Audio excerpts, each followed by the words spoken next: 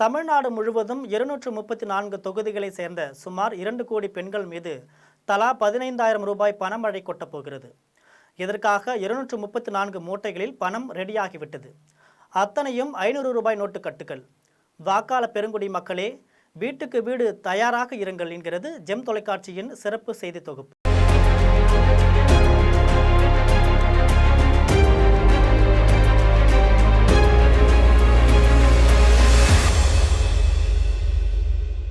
வருகிற 2026ஆம் ஆண்டு சட்டமன்ற தேர்தலில் மீண்டும் திமுக ஆட்சிதான் என்பதில் முதல்வர் மு.க. ஸ்டாலின் உறுதியாக இருக்கிறார்.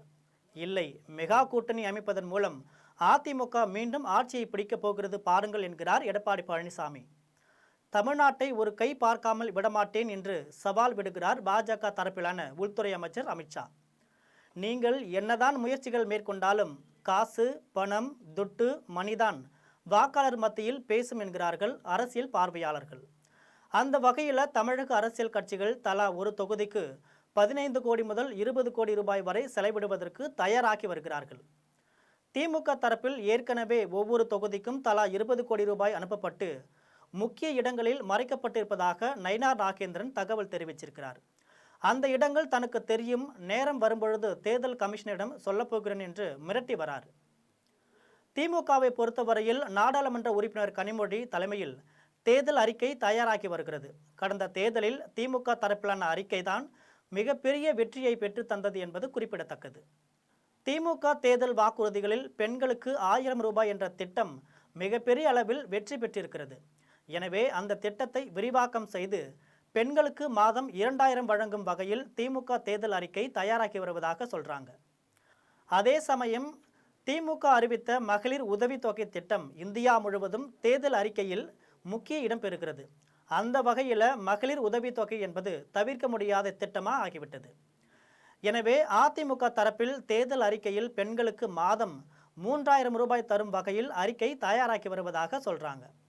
இதற்கிடையே வருகிற பொங்கலுக்கே திமுக தரப்பில் ஒவ்வொரு ரேஷன் கார்டுக்கும் 3000 ரூபாய் ரொக்கப்பணம் தரப்போவதாக சொல்றாங்க. அதாவது பொங்கலை ஒட்டி ஒவ்வொரு குடும்ப ரேஷன் கார்டுக்கும் 3000 ரூபாய் ரொக்கப்பணம் மற்றும் 1 கிலோ பச்சரிசி, 1 கிலோ சர்க்கரை, ஒரு முழு கரும்பு ஆகியவை வழங்கப்படுகிறது என்பது குறிப்பிடத்தக்கது. இந்த ரொக்கப்பணம் பொங்கல் நெருங்கி வரும் சமயத்தில் 5000 ரூபாயாக ஒரு மாதம் கூடும் என்றும் சொல்கிறாங்க. அதாவது ஒரு ரேஷன் கார்டுக்கு 5000 ரூபாய் ரொக்கமாகவும் கொடுக்கலாமா என்று ஆலோசனை நடைபெற்று வருவதாக சொல்கிறாங்க. இது மட்டுமல்லாமல் வழக்கமாக பொங்கல் திருவிழாவை டெல்லியில் நாடாளுமன்ற உறுப்பினர் எல். முருகன் வீட்டில் கொண்டாடும் பாரத பிரதமர் நரேந்திர மோடி இந்த முறை தமிழகம் வருகிறார். அவர் தமிழக மக்களோடு சேர்ந்து பொங்கல் கொண்டாடுவதற்கான ஏற்பாடுகள் நடைபெற்று வருது. இதற்கிடையே வட மாநிலங்களை கைப்பற்றி விட்ட நிலையில் பாரதிய ஜனதா கட்சியால் தமிழ்நாட்டை கைப்பற்ற முடியாத சூழ்நிலை இருக்கு. சமீபத்தில் கூட உள்துறை அமைச்சர் அமித்ஷாவுக்கு தமிழ்நாட்டில் இருந்து ஒரு உளவுத்துறை ரிப்போர்ட் அனுப்பப்பட்டிருக்கு. அதில் தமிழ்நாடு நீங்கள் நினைப்பது போல அல்ல, அவ்வளவு எளிதில் இங்கு ஆட்சியை கைப்பற்றிவிட முடியாது, திமுக மிகவும் பலமாக இருக்கிறது, அதை விட்டால் அடுத்தபடியாக அதிமுகவுக்கு ஓட்டு வங்கி இருக்கிறது, எனவே பாரதிய ஜனதா கட்சி இங்கு கால் ஊன்றுவது மிகப்பெரிய சிரமம் என உள்துறை அமைச்சர் அமித்ஷாவை மிரட்டும் வண்ணம் ஒரு ரிப்போர்ட் அனுப்பப்பட்டிருக்கு. அந்த அறிக்கையை பார்வையிட்ட உள்துறை அமைச்சர் அமித்ஷா மிகவும் சோர்ந்து போய்விட்டாராம். அதிமுக கூட்டணியை பலப்படுத்தி என்னவெல்லாம் திட்டம் போட்டாலும் ஒன்றும் பலிக்கவில்லை, அதே சமயம் தமிழ்நாட்டு மக்களை புரிந்து கொள்ளவும் முடியவில்லை என திண்டாடிய நிலையில் உள்துறை அமைச்சர் அமித்ஷா தள்ளப்பட்டுள்ளதாக சொல்றாங்க. இந்த நிலையில டெல்லியில் மிகவும் அறிவு சார்ந்த தேர்தல் வியூகத்தை கணிக்கக்கூடிய பலர் பாஜகவுக்கு புதிய ஆலோசனைகள் தெரிவித்துள்ளனர். அதன்படி பெண்கள் வங்கி கணக்குக்கு 10,000 ரூபாய் டெபாசிட் செய்யும் திட்டம் வரப்போவதாக சொல்றாங்க.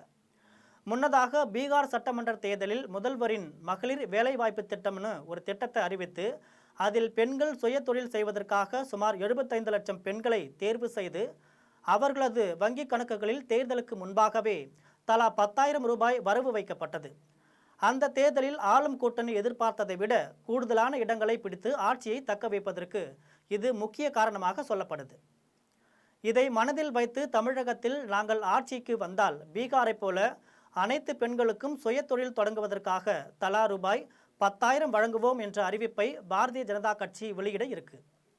தமிழ்நாட்டில் திமுக ஆட்சியை விரட்டி அடித்து எப்படியும் ஆட்சி கட்டிலில் அமர வேண்டும் என பாரதிய ஜனதா கட்சி சார்பில் அதிரடி திட்டங்கள் தீட்டப்பட்டு வருது.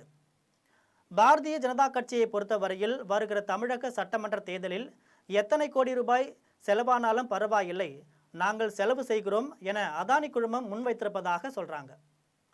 அதானி குழுமம் என்பது குஜராத் மாநிலம் அகமதாபாத்தை தலைமையிடமாக கொண்ட ஒரு இந்திய பன்னாட்டு நிறுவனமாகும். இதன் நிறுவனரான கௌதம் அதானி சம்பளம் மட்டும் மாதம் 10 கோடி ரூபாய் ஆகும். கடந்த 1988ஆம் ஆண்டு தொடங்கப்பட்ட இந்த நிறுவனம் ஆண்டுக்கு 2000 கோடி ரூபாய் வரை சம்பாதிக்கிறது. தற்பொழுது இந்த குடும்பத்திற்கு சொந்தமாக 5 லட்சம் கோடி ரூபாய் பணம் இருப்பதாக சொல்றாங்க. அதானி குடும்பம் என்பது பிரதமர் மோடி மூலம் ஏராளமான ஒப்பந்தங்களை செய்து உலக அளவில் வர்த்தகம் செய்து வருவதாகவும் சொல்றாங்க. கடந்த மாதத்திற்கு முன்பாக அதிமுக பொதுச் செயலாளர் எடப்பாடி பழனிசாமி டெல்லி சென்று உள்துறை அமைச்சர் அமித்ஷாவை சந்தித்தார். அனைத்து பத்திரிகைகளிலும் இந்த செய்தி வெளியானது. ஆனால் அந்த சமயத்தில் உள்துறை அமைச்சர் அமித்ஷா வீட்டில் அதானியும் எடப்பாடி பழனிசாமியும் சந்தித்த விவகாரம் வெளியே வரல. உள்துறை அமைச்சர் அமித்ஷா, அதானி, எடப்பாடி பழனிசாமி ஆகிய மூவரும் சேர்ந்து பேசும்பொழுதுதான் தேர்தலுக்கு எவ்வளவு பணம் செலவானாலும் பரவாயில்லை, நான் பார்த்து கொள்கிறேன் என அதானி வாக்குறுதி கொடுத்திருக்கிறார் என்பது திரைமறைவு செய்தியாகும். எனவே பாரதிய ஜனதா கட்சி சார்பில் வருகிற சட்டமன்ற தேர்தலுக்கு செலவு செய்வதில் பணப்பிரச்சனை எதுவும் இருக்காது என்று சொல்றாங்க. ஆக மொத்தத்தில் கூட்டி கழித்து கணக்கு பார்த்தால் தமிழ்நாட்டை சேர்ந்த ஒவ்வொரு பெண்கள் பெயரிலும் சுமார் 15,000 ரூபாய் தேர்தலை ஒட்டி வரவு வைக்கப்படும் சூழ்நிலை ஏற்பட்டிருக்கு. இதன் பிறகு வெற்றி பெறும் கட்சி சார்பில் அவர்கள் கொடுத்த வாக்குறுதியின்படி மாதம் ஒரு தொகையும் பெண்களுக்கு கிடைக்கும் என்பது உறுதியான தகவலாகும். இது போன்ற அரசியல் பின்னணி செய்திகளை அன்றாடம் தெரிந்து கொள்ள ஜெம் தொலைக்காட்சியுடன் எப்பொழுதும் தொடர்பில் இருங்கள். நன்றி, வணக்கம்.